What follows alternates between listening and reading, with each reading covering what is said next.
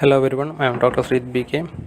In this video I am going to discuss about different couplings which we need to be studied and should be drawn in a sketchbook.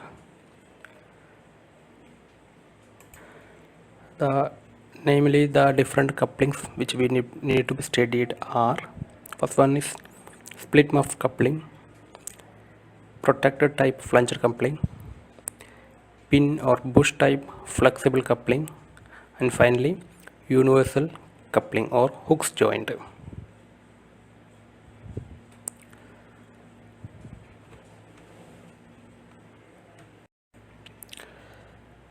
So the coupling, the use of coupling. You imagine the monoblock pump which we are using in our domestic purpose, which have mainly two sides. One is a pump side and another one is electric motor. The electric motor will be manufactured in one different company and the pump will be manufactured in another company. Later the manufacturer of the unit will purchase both the item and assemble it and market it. So you know that for rotating the impeller of a pump, we need to join the shaft of impeller with the shaft of motor. For that purpose, there will be a machine element in between these two shafts, connect it properly. Such connecting elements, the machine elements, are called couplings. That is, machine components of electric motor, water pumps, gearbox, etc. are manufactured at different places. All such components have to be connected to one another for power transmission. So for this purpose, for this power transmission purpose, couplings are used. The power transmission will be from driving shaft to driven shaft. So couplings are rotating machine part or elements which connect driver shaft to driven shaft in order to transmit the torque or the rotary motion. These shafts, the driver shaft and driven shaft, maybe their axes are collinear, that means in the same line, or it may have some inclination between two shaft, or that may be intersecting each other, or it may be parallel with some eccentric distance. So there are different cases. So in each case we have to use different kind of coupling. So based on this alignment of the shaft which need to be connected, the couplings can be classified as mainly rigid coupling and flexible coupling. If the shafts are collinear and no need of any eccentric movement, then in such cases we will connect the driver and driven shaft using certain coupling. Those are called rigid coupling. After the joint or after coupling, there will not be any relative motion between the axes. So in some cases we may need to connect two shafts which are inclined to each other at certain angle and both are rotating. For example, the steering wheel in a car, which is inclined to certain angle with the remaining part. So in order to connect it, we use coupling. So such couplings are called flexible coupling. Here I will explain in the coming slide about split muff coupling, protected type flanged coupling, pin type flexible coupling, universal coupling. So the last two are coming in flexible coupling and first two are coming in rigid coupling. Anyway, I will show you one video from which we can clearly understand the classification and the use of coupling.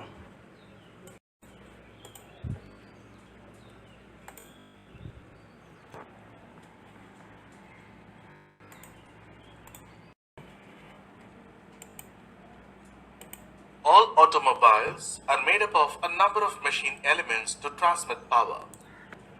Once after the power is generated by the engine, it is transmitted to the wheels through the shaft. If the power transmission distance is quite long, and if any non-coaxial shafts are used for the power transmission, what will happen? First of all, self-weight will become high due to increase in shaft length. Non-coaxial shaft induces vibration, shock and overload that will lead to premature failure of these shafts. To eliminate all these issues, couplings are used with effective power transmission from driver shaft to driven shaft. In this chapter, we shall discuss about coupling, its types and applications. Coupling is a mechanical device which connects two shafts together at their ends for power transmission. They are used in angular misaligned shafts, coaxial shafts or aligned shafts, lateral misaligned shafts, and axial misaligned shafts. Couplings are classified into two types. For collinear or coaxial shaft, the rigid couplings are used, and for non-collinear or non-coaxial shafts, flexible couplings are used. Because in collinear shaft, the axes of both shafts meet at the same line. So, there are no much possibilities of vibration occurrence during power transmission. But in the non-collinear shafts, the axes of both shafts do not meet at the same line. In such cases, the rigid couplings are not suited. In order to allow this misalignment, flexible couplings are used here. Accordingly, the flexible couplings are used for misaligned shafts, whereas rigid couplings are used for perfectly aligned shafts.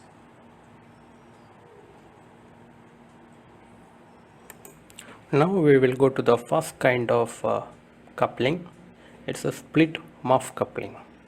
So you may be remembering the video which in for key and its type of key.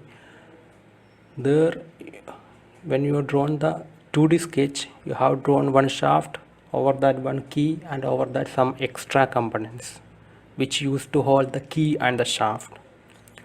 That's there we called it sleeves or hubs, but actually it's all are kind of coupling. So in split muff coupling, it's kind of this muff means it's a kind of hollow cylindrical part fitted over a shaft with clearance. It's called also called sleeve. So this kind of hollow cylindrical shaft is called muff. When it is splitted into equally two half parts, like you can see this different color, is called split muff. When used in a coupling, the sleeves is also called muff. The muff is usually made up of cast iron. It is fitted over the ends of shaft to be connected. So you have two shafts here, the driven shaft and the driving shaft or driver shaft. In order to connect these, so in this one the key is used to join or rigidly connect the driver shaft and the muff, as well as driven shaft and the muff. So ultimately the muff and the key will hold the driver shaft and driven shaft in position.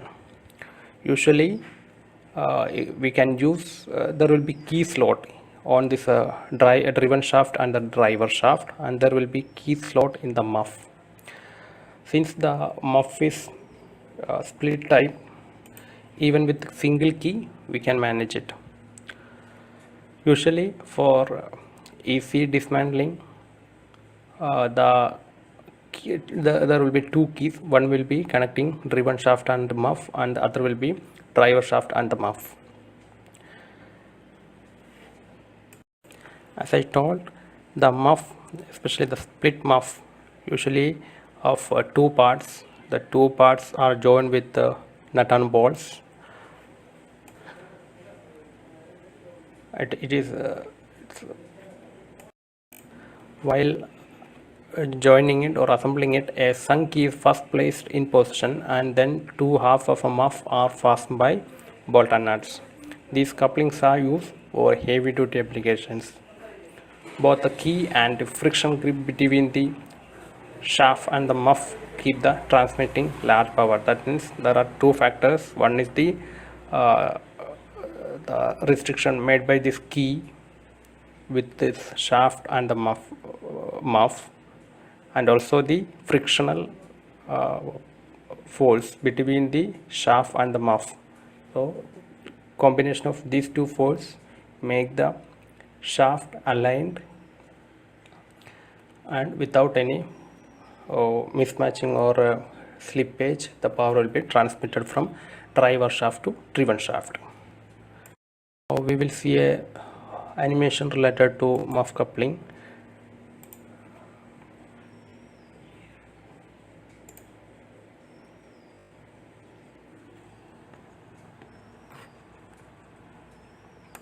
Fitted over the two shafts and locked by the key. Thus, the hollow cylinder looks like a sleeve. Hence, it's also called as sleeve coupling. Here, the inner diameter of the sleeve is same as that of the shaft diameter. As already known, it is the simplest type because the power transmission takes place between two parts, like sleeve and the key. That is, the torque from the driver shaft is transmitted to the sleeve through the key. But it is difficult to assemble and disassemble. To overcome this problem, split muff couplings are used. The split muff has two equal halves, which are split along the plane passing through the axis of the shaft. Thus, it is easy to disassemble and assemble by compressing the halves. It is called as clamp coupling or compression coupling. These two sleeves are connected by key and bolt and nuts. Thereby, frictional force is exerted between the sleeve and the surface of the shaft. This frictional force will power. During high power transmission, the gap between the sleeve and the shafts are increased, and it results in decrease of frictional force, and this may lead to reduction in power transmission. Muff coupling is not suitable for high-speed application. To overcome this problem, now we will move to the 2D drawing of split muff coupling. In all coupling drawing, the required dimensions are specified in terms of the diameter of shaft D. This capital D is the diameter of the shaft to be joined. So all the other required dimensions are specified in terms of the value D. We'll start from the front view. First we will draw the shaft of appropriate length and diameter of D. Central one axis is also need to draw.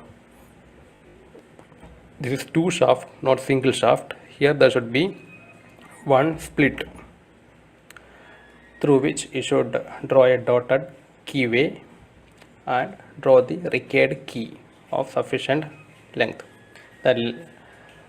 Next we can draw the outer muff. The length of muff, the total length of muff is 3.25 D, and the distance of the first nut and bolt set from the extreme left side, it is at a distance of D, and this interior that hole distance is 0.90 and the diameter of shank or diameter of the nut and bolt will be 0.25d plus 2. So with that, and this portion is up to diameter.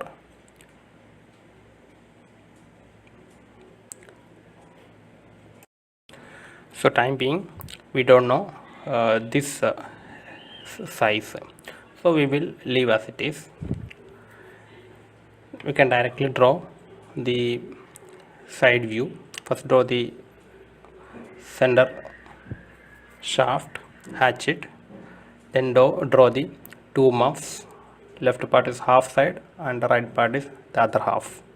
Draw the nut and bolt with this dimension, and through this side make a horizontal line, here another horizontal line, and with this width 0.5d or altogether 1d, you draw a thin line like this, two parallel thin lines. Then the intersecting part you sharpen, then you can draw the key. And one more thing is there, you need to hatch. We have three components here. The upper part of the muff, lower part of the muff, both should be hatched in different way, and the central shaft, that also should be hatched in slightly different way, so that all three components can be identified or differentiated from each other. So after drawing this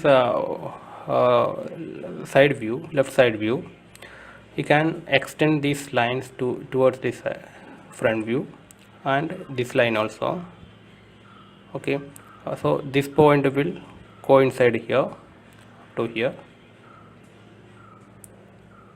Like this we can draw this figure. In sketchbook you need to draw this figure with the appropriate diameter. The next type of coupling is protected type flanged coupling. So in the previous coupling, the left side and the right side, or two diametrically opposite side, we have set of nut and bolt. At the same time, in the other side we don't have any nut and bolt.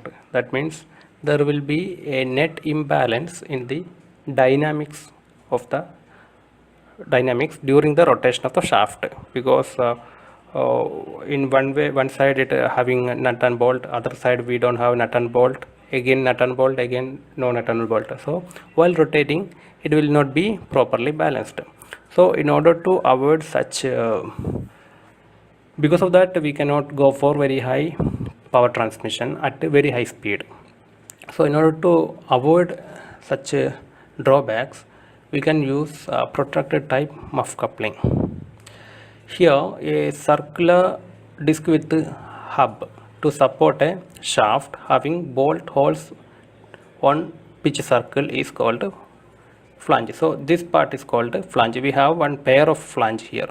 So it is a circular disc, and it is having some hub here, extended portion, and it is provided with a number of equally spaced nut and bolt in a pitch circle around the circle, around this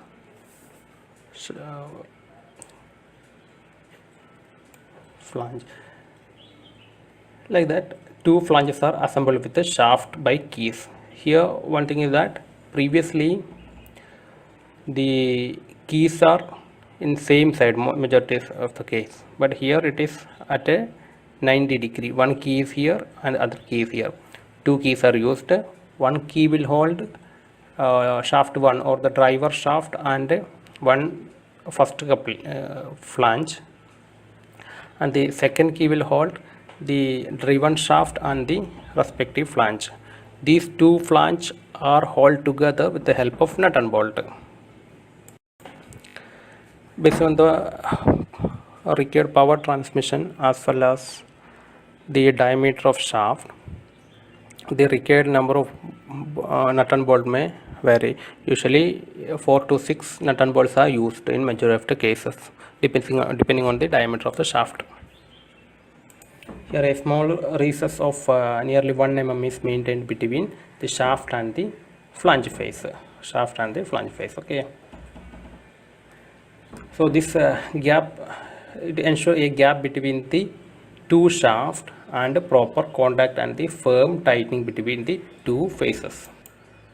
So here is that recess. Here you can see the recess, and it will make sure that they are in this shaft and proper contact. Now we can watch one animation. Are used. In flange coupling, the driver shaft and driven shafts are connected by a sleeve called flange and locked by the key. And then these two flanges are connected by bolts and nuts.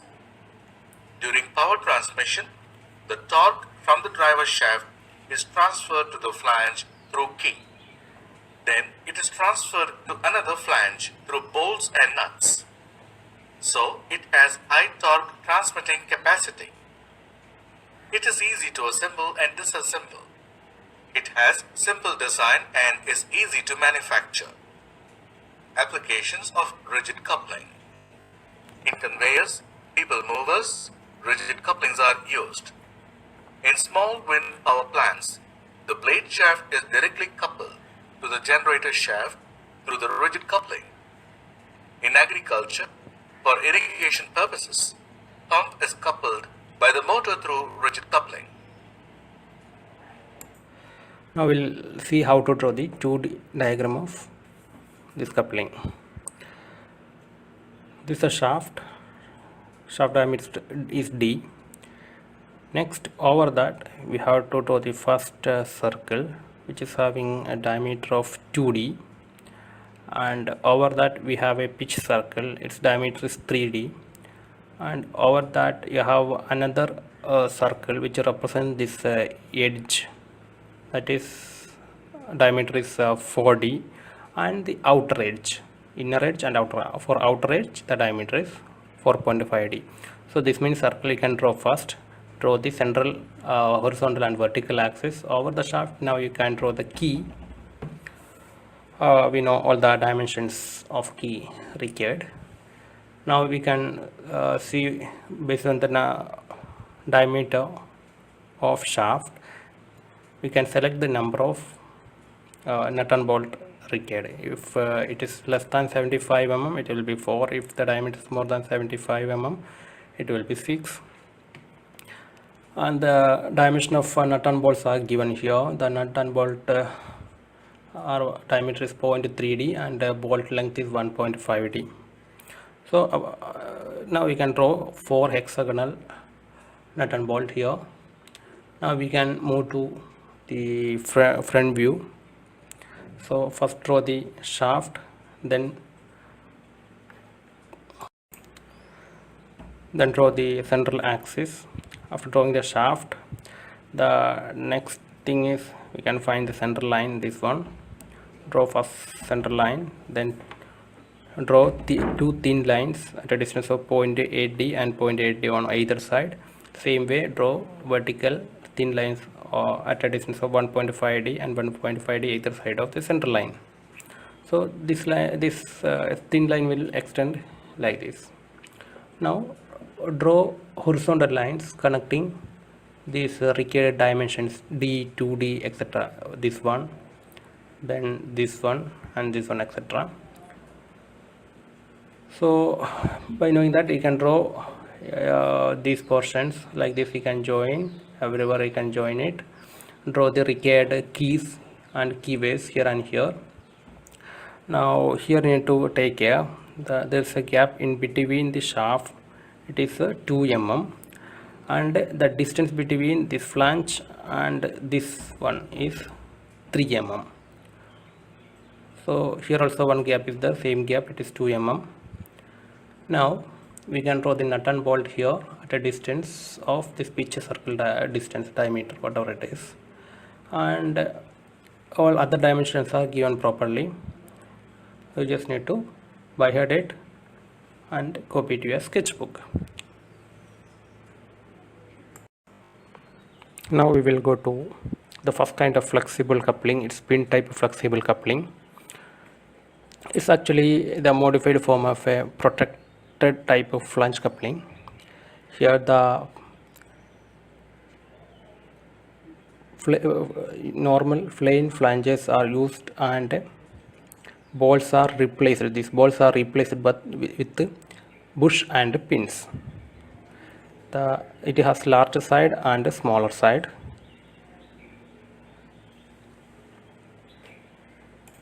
This large end of the pin are covered with bushes, these grey color is bushes, and made by flexible materials such as rubber or leather. The smaller end here is rigidly fastened to the coupling with the help of nuts. Here it is nut. The flexible bushes or material accommodate any small misalignments and acts as a shock absorber. The extra length and the diameter of the large end of the pin provides sufficient area required for the bushes. These couplings are widely used in applications such as connecting centrifugal pumps to electric motor. Now we will see some animation to understand how it's connected and how it's working. The flange couplings can be used only in aligned shafts, where the motion is free from shocks and vibrations. Moreover, it is used in high-speed applications. But in case of misaligned shafts caused by inaccurate assembly, these couplings may induce force which tends to bend the shafts. Thus, it is not suitable for misaligned or non-coaxial shaft. In such cases, flexible coupling, that is, pushed pin-type flange coupling is employed. In this, a flexible element like a rubber bush is between the driving and the driven flanges. It is mostly suitable for axial misalignment shafts. These two flanges are connected by number of pins in place of bolts in the flange coupling, through which the power is transmitted between the shafts via the key. This rubber bush not only accommodates the misalignment, but also absorbs the shocks and vibrations during power transmission. But the rubber bush may wear during power transmission, and it is eliminated by adding brass lining in between the inner surfaces. It may increase the cost of coupling.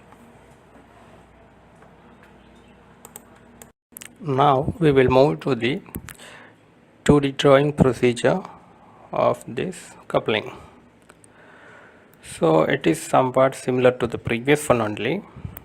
The major difference is the normal nut and bolt is replaced with the flexible material and the nut and bolt.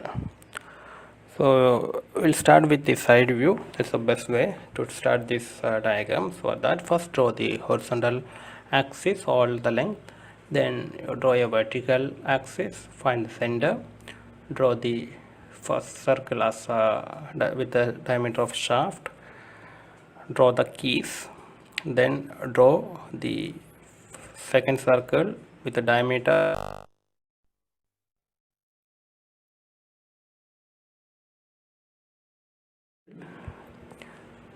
with the diameter of 3.5D, where we can draw the this nut and bolt and the bush materials, and draw the outer circle at the diameter of 4.5D. Now we'll move to the front view, where already we have drawn the horizontal axis. Now you draw a vertical thin two lines which are 3 mm apart. Okay, this is the 3 mm gap. After that, you draw the this 0.8D side and on either side, like draw vertical lines at a distance of 0.8D from this line, and same way 0.8D distance from this side towards right. Okay, so those lines we can draw as thin lines initially. Next, again you draw this one or that one. So take a distance of 1.5d from this line and 1.5d from the other line on either side. Draw vertical lines like this, and you join the recade shape, and draw the shaft also, shaft key, etc. Now the only thing we need to take care is we need to draw the nut and bolt with the bush. The dimension of nut and bolt, everything is given here. See, the diameter of nut and bolt is 0.3d, so we know how to draw the nut and bolt with if you know the diameter of bolt. Then the material outer diameter is 0.6d, the material inner diameter is 0.5d. Sorry, the 0.5d is the sorry, was a mistake. This 0.4d is the inner diameter of material, then 0.6d is the outer diameter of material, and 0.5d is the size of this small side head. The thickness of material is 0.8d plus 3, and this height of this small side head is 0.2d, and that of we know that this is a normal bolt, so its height will be definitely 0.3d, and this gap is 0.5d. So these are the dimension we need to by head. Next kind of coupling is universal coupling, also called Hooke's coupling.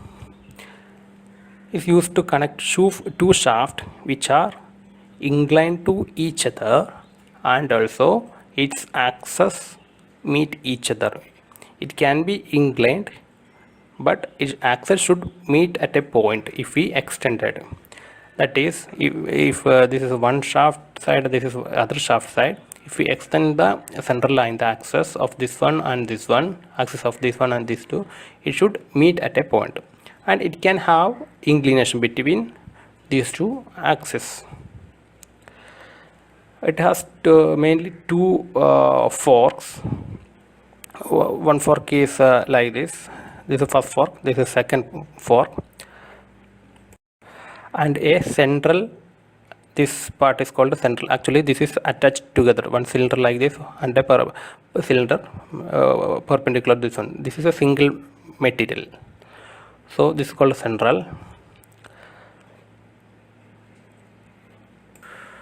Now we can see that if this is a shaft, this shaft having key slot, and this fork is also having internal key slot, so these three components can be assembled. Same way here also we can assemble it. Now we have a central, then we have fork pins. So this then we can insert this central to this one, this one, and insert the these two pins, and at the end we can put the with the end keys. So this is the mode of joining, and the advantage of this kind of universal coupling is even while both the driver and driven shaft are rotating, the inclination between the shaft can be continuously changed. We can make it parallel, we can incline to each other, but the power transmission will continue without any interruption. In steering wheel we can mainly see this kind of coupling. Now we can see one video.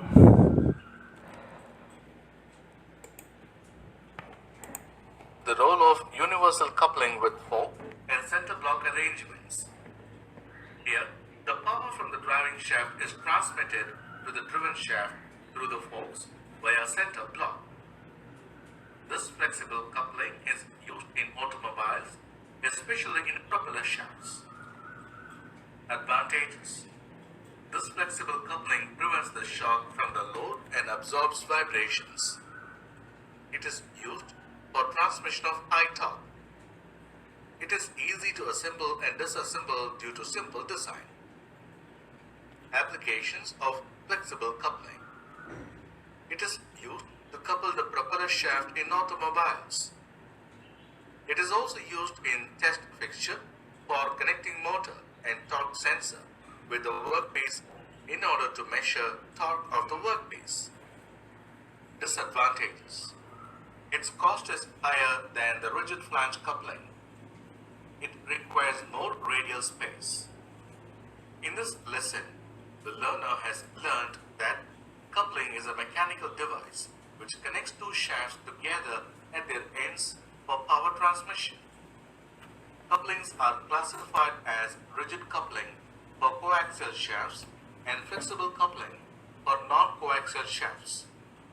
The rigid couplings are muff or sleeve coupling, compression or clamp split, or muff coupling and flange coupling. The flexible couplings are bush pin type flange coupling, Oldham coupling, and universal coupling. Now we will see how to draw its 2D diagram. We'll start from the side view. First draw the horizontal axis, then vertical axis. Draw the central shaft with the given diameter. Draw the key. Hatch the shaft. Next draw the first circle with a diameter of 1.8 D.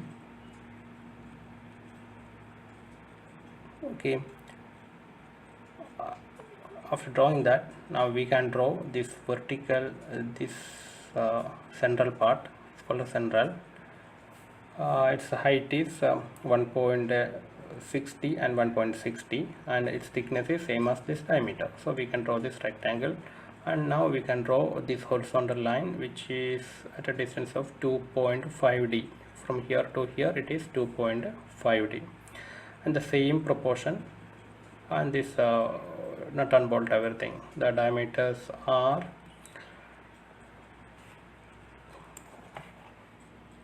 diameter of this side is D, and this thickness is 0.25 D. At the top side, the thickness is 0.25 D, and the central part, the small central part side is 0.6 D, and we have a key which it can approximately take any dimension, should be lesser than this 25 D. Now this part is over. So whatever we have drawn here, same thing you can draw horizontally also, the same dimensions. So we'll go more to the front view. Here we have already drawn the central axis. Draw one more vertical axis, and after drawing the vertical axis, you finish the drawing of this central this nut and bolt kind of part. First you finish the drawing of that one, then we can start drawing the central shaft up to here. Okay, this is the central shaft. Then draw the first fork with the required dimensions. So only this part you don't draw. Up to here you draw, then continue up to here. The net dimension is D. Same way, once you draw this one, come here, draw with this dimension, draw like this with the dimension of D, then 0.5 D down, again go back up to here with the dimension of D, then go up like this, finish it. And in the same way we can draw this the other part of the fork also. All the dimensions are given here properly. So in coupling, joints, or key, whatever you are drawing, always one thing you need to remember: whenever this junction, the sharp portion comes, you never draw it in a, you never retain that corner as it is. Always you chamfer it. So everywhere you round it, the chamfering process is there. So that carries some weightage in your drawing. So everywhere you make a chamfering. In all machine components, you can never find the edges are sharp. So in drawing also we should follow the same methodology. So these are the other dimensions. All